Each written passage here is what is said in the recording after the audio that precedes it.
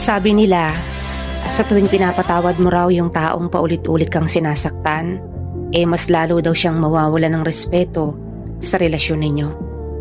Para sa akin may point naman ito. Kasi pansin mo naman siguro na sa tuwing pinapatawad mo yung tao, imbes na magbago, inuulit-ulit niya pa rin yung mga bagay na ikakasakit mo or dahilan para mag-away kayo. He or she will begin to ignore you kasi alam niyang hindi mo siya matitiis at alam niyang bibigyan mo siya ulit ng another chances. Hindi siya natatakot na mawala ka kasi alam niyang hindi mo naman kayang bumitaw sa relasyon ninyo. At alam mo ba kung bakit kanya ginaganyan? Kasi sinanay mo siya.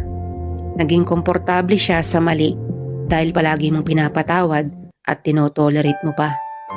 Nawala na yung respeto sa'yo. Believe me, never be too much available for someone, otherwise you will lose your importance. Never let a person get comfortable disrespecting you. Pwedeng humingi ng patawad pero tanggapin nyo na wala nang mababalikan pa pagdating sa relasyon.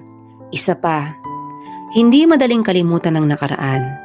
Hayaan mong maging aral yung nangyari at dapat may natutunan ka.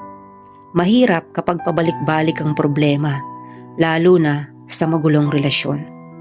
Treat your ex as an important but ordinary person, not as a friendship.